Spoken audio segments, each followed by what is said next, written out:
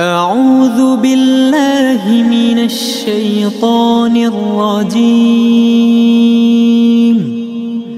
بسم الله الرحمن الرحيم. Ya, baik, assalamualaikum warahmatullahi wabarakatuh. Alhamdulillah, saya sangat bersyukur hari ini Pak Ustadz dengan teman-teman Bapak-Bapak sekalian. Tadi sudah Bapak sampaikan bahwa misi kemudian ajaran-ajaran yang sudah disampaikan tadi itu sangat memberikan saya kekuatan. Jadi selama ini memang kalau kita melihat kota Kabupaten Bima ini Pak ya, itu kondisi sosial, kemudian kondisi keamanan, ketertiban, kemudian kebersihan, bahkan bencana alam ya, itu semuanya ada di sini ya, ada di Kota Bima ini, di Kabupaten Bima. Ini menjadi tugas kita semua, seperti yang sudah disampaikan sama Pak Ustadz tadi. Nah, saya dengan jajaran Pak Inot, para dan Ramil, anggota semua, saya sampaikan, saya instruksikan bahwa kita harus turun untuk membantu mengatasi kesulitan masyarakat, warga, baik Kota Bima ataupun Kabupaten Bima. Dalam hal apapun, bencana alam, dalam mungkin kekurangan tenaga pendidik, kita masuk ke sekolah-sekolah, dalam hal mungkin perbantuan kesehatan, kemudian peningkatan ekonomi, kita masuk ke sawah-sawah, bantu panen, bantu tanam, segala macam. Intinya adalah bagaimana masyarakat kita ini, Kota Kabupaten Bima itu semakin hari semakin meningkat kesejahteraan, perekonomian, kesehatan, pendidikan. Nah, itu yang kita upayakan di situ. Karena apa? Karena saya sangat setuju dengan Pak Ustadz, dan saya sangat bersyukur bahwa Pak Ustadz punya para santri-santri yang disampaikan, diberikan ilmu, pemahaman tentang bagaimana ajaran Islam yang membawa kesejukan, yang membawa sebuah persatuan, perdamaian. Saya sangat bersyukur. Dan saya mengharapkan hal-hal seperti ini, ya, artinya kepada generasi muda kita, generasi anak-anak kita, itu yang harus ditanamkan lebih awal, lebih dini, ya. Karena kalau kita generasi yang saat ini, mungkin saya, bapak-bapak sekalian, Pak Ustadz, mungkin kita ada masanya akan kembali, ya. Tetapi mereka yang akan menggantikan kita nanti Pak, anak-anak kita ini, para santri kita ini, anak-anak sekolah, yang saya sampaikan di sekolah-sekolah, kamu yang akan menduduki jabatan-jabatan nanti 10-20 tahun ke depan. Kami akan lengser pensiun, mungkin akan menghadap Yang Maha Kuasa pada saatnya. Tetapi kalian yang menggantikan jadi bupati, jadi kepala daerah, jadi pemimpin ini, pemimpin itu, bahkan di TNI Polri, kamu yang akan masuk ke situ. Sehingga kalau dasar ataupun pemahaman yang ditanamkan itu sudah salah, nah, ini akan berakibat mungkin terjadinya mungkin kekacauan itu. Sehingga saya sangat bersyukur, alhamdulillah sekali Pak Ustadz, bahwa ajaran yang disampaikan adalah ajaran Islam yang membawa kesejukan, membawa ataupun Islam yang murni. Ya. Saya sangat sependapat, ini menjadi sebuah kekuatan buat saya. Dan saya sangat ingin kita ada di satu barisan yang sama. Di satu barisan yang sama, pada intinya adalah untuk menghadirkan sebuah persatuan, ya, membawa sebuah kesejukan, membawa sebuah kedamaian di kota ini, ya, dalam hal di segala bidang, ya, kayak pendidikan, ekonomi, keamanan, ya, ketertiban, itu sama-sama kita upayakan bersama di sini. Ya. Kita kumpul bersama para dandim di seluruh Indonesia. Saya ditanya sama teman-teman saya dari Sumatera, dari Kalimantan, Bima bagaimana Bima? Bagaimana itu yang teroris itu? Jadi Bima ini sudah punya capres. Itu yang membuat saya sedikit mengelus dada. Dan di situ saya bilang nggak ada lagi teroris itu. Mereka saudara saya semua. Dan kawan saya semua, nggak ada teroris itu. Jadi kamu hati-hati ngomong teroris. Teroris sudah nggak ada di Bima. Yang merah-merah sudah hijau sekarang. Sekarang sudah hijau, siap panen semua sekarang. Bahkan makanya ketika pulang dari situ, saya melapor kepada pimpinan saya dan rem, begini komandan, kondisi yang saat ini saya hadapi. Memang memang label bahwa daerah merah itu sampai saat ini masih ada. Nah, ini yang saya berusaha untuk hilangkan sama kawan-kawan juga. Karena apa? Karena kalau dibilang daerah merah ini akan membuat mati iklim investasi, Pak. Investor akan malas masuk ke sini. Akan ada daerah merah, kacau, ribut, apa segala macam, chaos. Nah, padahal ketika saya masuk ke basis-basis mereka, saya bicara dengan Ustadz Iskandar, Ustadz Gunawan, itu ya sudah enggak ini lagi, sudah artinya potensi untuk mereka melakukan teror itu sudah tidak ada lagi.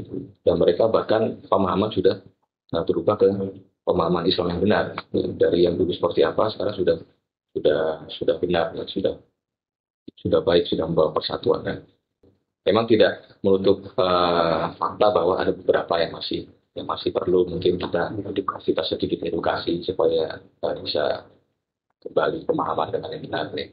Itu ada beberapa aja, tapi tidak itu menjadi sebuah mayoritas ya, seperti itu. Nah, ini yang saya berusaha pelan-pelan untuk kurangi. Bahkan di setiap rapat di Kodam, di Korem saya sampaikan bahwa tolong jangan kembali disebut zona merah. Kata-kata teroris ini juga kalau bisa jangan lagi diucapkan. Tapi saya sampaikan kepada teman-teman, jangan ada kata-kata teroris, tetapi mungkin boleh dibilang warga binaan khusus. Lebih soft ya, lebih enak kita dengar daripada itu ex napiter, itu teroris, itu sangat mungkin akan menyakiti bagi mereka. Dan mereka saudara-saudara kita yang perlu kita bilang secara khusus. Saudara-saudara saya di sana semua berjenggot, gitu. Dan mereka baik-baik, saya bilang. Mereka baik-baik, kita bersaudara antara Kodim dengan teman-teman yang lain sama. Ya. Jadi tidak ada sebuah identitas seperti itu. Mereka lihatnya berjenggot, kemudian menggunakan cintra, apa sih. Itu saya langsung mengatakan, tolong kamu ubah paradigma. Mungkin kamu yang salah berpikir, saya bilang. Bukan mereka. Mereka hanya mengikuti sebuah ajaran saja, tetapi bukan sebuah tindakan patokan untuk melakukan sebuah aksi terorisme. Memang sudah instruksi dari presiden kita turun ke bawah, Kasat, kemudian Pangdam, Pak Danrem, kemudian ke saya itu sudah satu perintah, satu komando. Mau tidak mau, suka tidak suka, saya harus lakukan itu. Saya berantas narkobanya, Pak, barangnya. Iya. Tetapi saya tidak pikir siapa pelakunya, karena pelakunya saya pikir itu adalah saudara-saudara kita juga. Ya. Tetapi saya fokus kepada barangnya ini harus kita ambil, kita amankan, dan kita serahkan kepada teman-teman kepolisian untuk proses berikutnya. Ya. Untuk pelakunya bagaimana, ya silakan dari teman-teman di depan itu. Tugas bapak sekalian, Pak Ustadz, dengan santri, edukasi, Pak. Nanti perlu kita mungkin buat satu forum gitu, Pak, ya. Buat satu forum untuk masyarakat, tokoh-tokoh. Itu bagaimana kita paling tidak berpikir untuk kota Kabupaten Bima itu. Ya. Bagaimana mau diapakan ini loh generasi kita ke depan ya. Apakah mau dibiarkan, apakah mau kita lihat kehancuran ke depan, atau kita ambil tindakan. Kalau tidak sekarang, mau kapan lagi kita ambil tindakan. Nah, karena itu saya butuh bantuan daripada Pak Ustadz, Bapak sekalian untuk kita sama-sama berdiri di depan itu. Karena membasmi barang itu ya musuhnya banyak, Pak. Ya. Banyak yang tidak suka, banyak yang kepentingannya terusi ya. Saya tidak sebutkan siapa, tapi ya itulah yang terjadi sampai dengan hari ini. Masih ada orang-orang yang memusuhi kita gara-gara kita lawan aksi itu. Yang ini yang menjadi miris. Artinya begini. Artinya apakah mereka tidak punya hati nurani? Ya. Apakah mereka tidak punya atau berpikiran bagaimana barang ini merusak? Gitu. Mereka hanya berpikiran barang satu klip berharga 100.000, ya. 2 klip 200.000, 5 klip 500.000. Sebuah keuntungan buat dia kan. Barangnya kecil, daripada dia harus jualan sayur, jualan pisang, mungkin satu hari belum tentu 100.000. Nah, tapi itu halal. Ya. Dibanding barang-barang yang seperti itu. Nah, mungkin itu yang perlu kita edukasi ke masyarakat. Ya. Bahwa kalau berdaganglah yang benar. Ya. Barang-barang yang tidak barang-barang haram. seperti itu. Termasuk minuman keras, miras, beberapa kali masuk dari Samping, Labuan Bajo, dari Mataram gitu. Kemarin kita musnahkan 1.000 botol lebih, di sini kan kita hancurkan. Itu makanya itu secara global, Pak, secara global. Nah, kondisi itu termasuk yang di Bima ini sama, kita alami kondisi yang sama. Oleh karena itu paling tidak kita berbuat untuk kota Kabupaten Bima. Makanya saya sangat sangat senang Pak Ustadz bilang siap untuk kita berkolaborasi. Mari Pak, saya sambut Pak, saya sambut. Kita berdiri dalam satu barisan yang sama, kita bergandengan tangan. Nanti kita buat kegiatan ke depan, apakah kita edukasi ke teman-teman santri, atau mungkin saya perlu bapak-bapak sekalian kita buat forum yang saya undang dengan kepala desa, kepala tokoh-tokoh masyarakat. Dari segi pandangan saya sebagai dari segi aparat TNI seperti apa, dari sisi agama seperti apa. Jadi supaya mereka masuk di nyambung. Oh ya, dari sisi keamanan seperti ini, dari sisi ajaran agama seperti ini. Nah itu kita satu padukan. Nah tentunya ajaran agama yang sama ataupun artinya selaras dengan pemerintah. Sehingga kita sama satu arah. Satu arah tujuan dari segi kebijakan pemerintah, dari segi ajaran agama kita satu arah. Ini enak, kita bisa enak. Saya dengan di Bima ini 13 kali sudah pindah. 13 kali yang di Bima, sebelumnya di Kupang, di Bali, sebelumnya di Medan, di Makassar, di Manado, di putar-putar ya. Sudah berapa tahun di Bima? Saya 1 tahun 6 bulan. 1 tahun 6 bulan. Tapi setiap saya dinasti satu daerah baru, saya niatkan untuk bahwa itu saya anggap sebagai tempat kampung halaman saya. Sehingga seperti di Bima ini Pak, karena saya sudah anggap sebagai kampung halaman saya. Saya sudah mencintai Bima ini. Anak-anak sekolah di Di sini semua Pak. Oh. Setiap saya pindah 13 kali pindah, mereka ikut pindah. Sehingga dia punya rapot itu beda-beda Pak. Pas ini beda, beda. Mereka punya grup itu, sekolahnya beda, pindah lagi punya grup baru lagi. Banyak grup ya. Karena saya pikir kalau anak-anak ini saya tinggal itu, saya kehilangan masa-masa emas untuk perkembangan mereka. Jadi kalau pendidikan formal bisa kita dapat Pak, di mana bisa sekolah dari SD sampai SMA ya, itu kan bisa kita peroleh di mana pun. Tetapi kalau pendidikan basic dasar dari orang tua ini, saya pikir perlu pendidikan moral, pendidikan agama, pendidikan budi pekerti, itu kan yang nggak ada di sekolah. Nah, ini yang saya rasa perlu, sehingga kemana-mana saya bawa. Setelah SMA, waktunya dia kuliah atau mau masuk tentara polisi ya, silakan, itu sudah. Artinya saya pikir bekal saya sudah cukup untuk membekali anak saya di bidang budi pekerti. Mana-mana ikut. Khususnya tadi Pak Ustadz menyinggung toleransi itu sangat baik sekali, Nah, termasuk toleransi Pak, itu yang sedang diserang. Benar. Sedang diserang oleh pihak asing itu. Mereka sangat senang menghancurkan yang namanya toleransi. Ingin chaos. Jadi pasukan pemahaman begini, yang salah tidak sepaham, tidak berbeda agama sehingga ribut. Ketika ribut, ada pihak yang tepuk tangan, dia ributlah kau itu. Lalu kita sedang diadu, kita tidak sadar. Toleransi di Pandi ada dua Pandi. Toleransi antar umat beragama dan toleransi dengan sesama. Di dalam Islam kan luar biasa Pandi. Ada ajaran-ajaran dari luar, bagaimana caranya supaya lebih dihancurkan, dicegah, diintimidasi, kan ini akhirnya terjadi chaos. Nah, ketika kita berhadapan dengan pemahaman berbeda, ini berusaha dengan hikmah. Kalau nggak dengan hikmah nggak bisa. Kita andalkan kepada ilmu dengan cara-cara yang persuasif, maka akan gampang. Jadi kita nggak ada main paksa kehendak. Mengambil la ikraha fid din. Tidak ada paksaan dalam agama. Itu dalam Islam sudah ada. Betul. Sudah ada. Sedangkan kaitan yang berbeda, lakum a'malkum walana a'malnya. Bagi kamu amal kamu, bagi kami amal kami. Sudah, kalau mau seperti itu, silakan. Semua dipertanggungjawabkan masing-masing. Jadi kita nggak ada. Nah, kaitan dengan ini, kami juga memberikan edukasi, kaitan toleransi.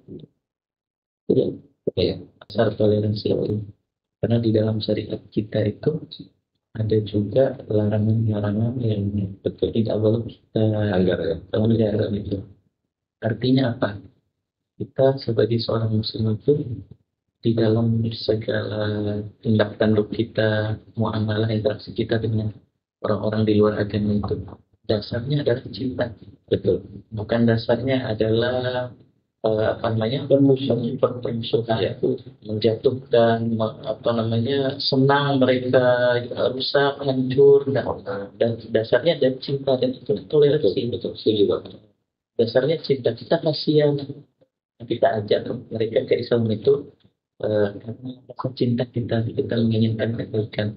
Walaupun seandainya mereka menolak, tidak masalah, interaksi kita tetap baik gitu.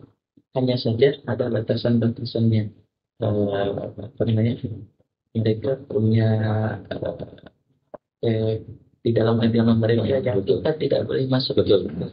Kita juga punya praktek yang mereka nggak masuk. Nggak bisa disitu. Kita tidak menyalahkan mereka, bahkan dalam Islam tidak boleh kita mengganggu mereka ketika mereka beribadah di tempat ibadah. Dalam perang saja dalam Islam itu, dalam perang, posisi perang, larangan terbesar perang itu adalah mengganggu orang-orang, termasuk rahib-rahib yang sedang beribadah di tempat ibadah. tidak boleh, Haram hukum. Ya, anak kecil tidak boleh dibunuh, Ya. wanita tidak boleh, orang tua tidak boleh, bahkan pepohonan tidak boleh ditebang. Itu aturan perang. Lalu bagaimana dengan kondisi yang aman? Perang saja tidak boleh, apalagi aman. Itu toleransi yang kami pahami. Mungkin ada sedikit perbedaan. Artinya kita tidak ikut bergabung dalam ibadah mereka karena dasar kami melarang itu. Hanya saja kami tetap menanamkan keinginan baik, cinta kita, interaksi kita mereka, saudara kita sebangsa gitu. Ada hal-hal yang bisa kita berkolaborasi gitu. Ada hal-hal yang mungkin tidak bisa kita berkolaborasi di situ. Iya, Dalam masalah ibadah kita kita tidak bisa ikut bergabung. Tapi mungkin masalah sosial kita bisa. Iya, itu cocok.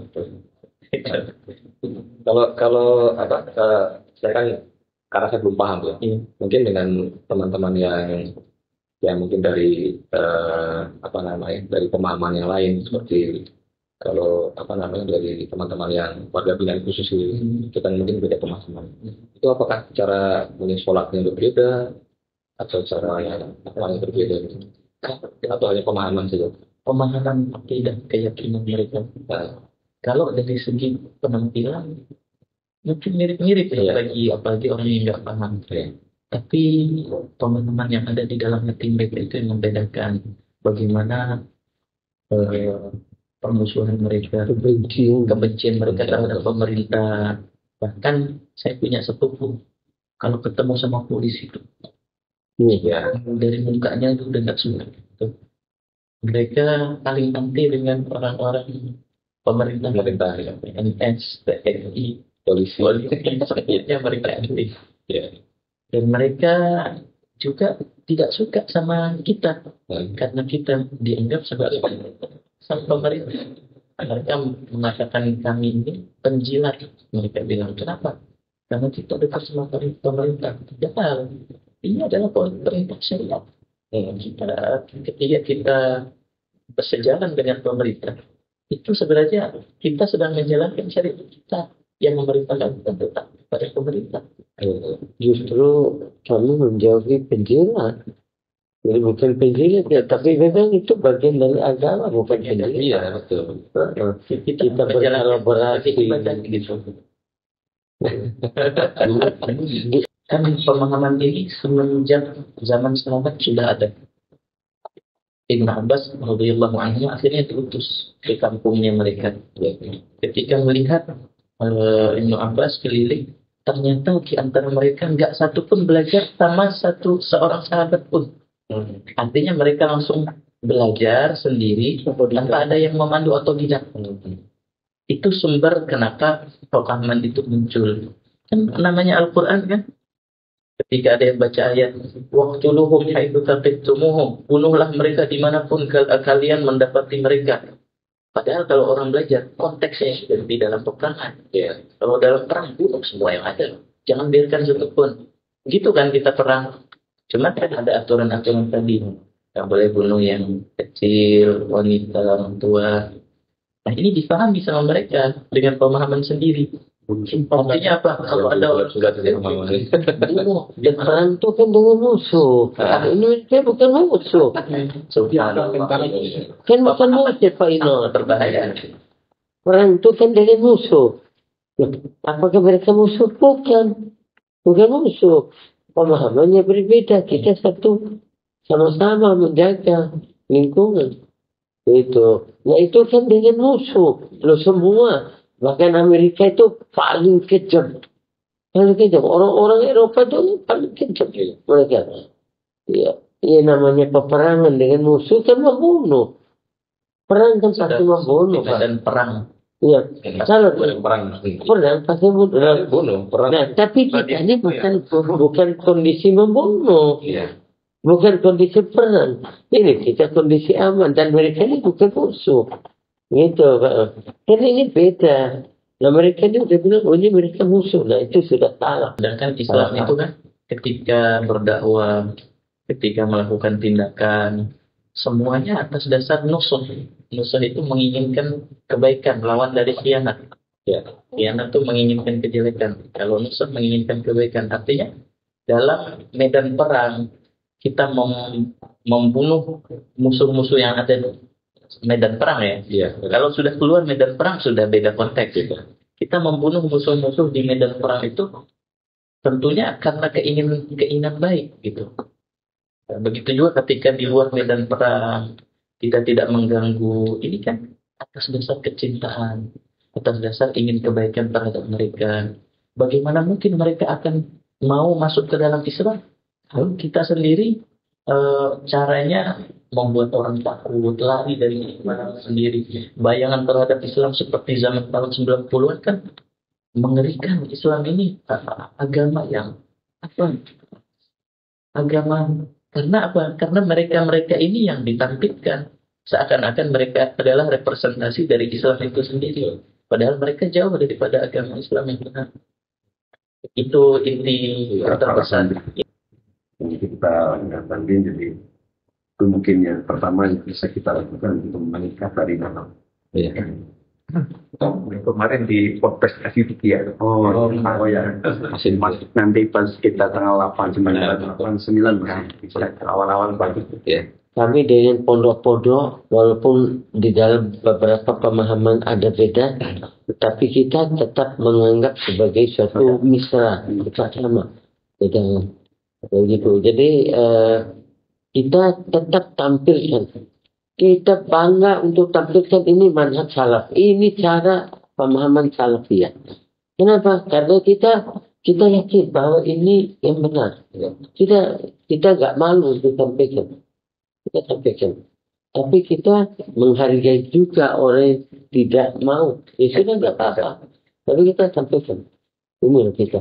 Jadi kita sehingga dengan mereka memahami kita bukan nggak mencari musuh, kita cari teman. Alhamdulillah sudah menerima kami, alhamdulillah senang sekali ya bisa berada. Kalau sama Pak Ino, sama Pak Alimuddin sering ketemu, dan itu dengan Pak Andi, masya Allah. Kami mungkin Pak Andi bisa di sini nama kantornya sampai ya kita sih nggak selalu main HP Pak Andi, cuman kalau ada apa-apa kita biar mudah komunikasi. ya Pak Andi.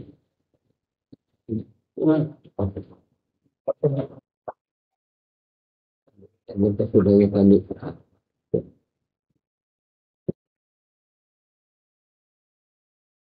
Mungkin itu aja tadi. Kami langsung pamit tadi. Nanti kita kunjungan balasan. Bersama Ustaz. Oh iya, paling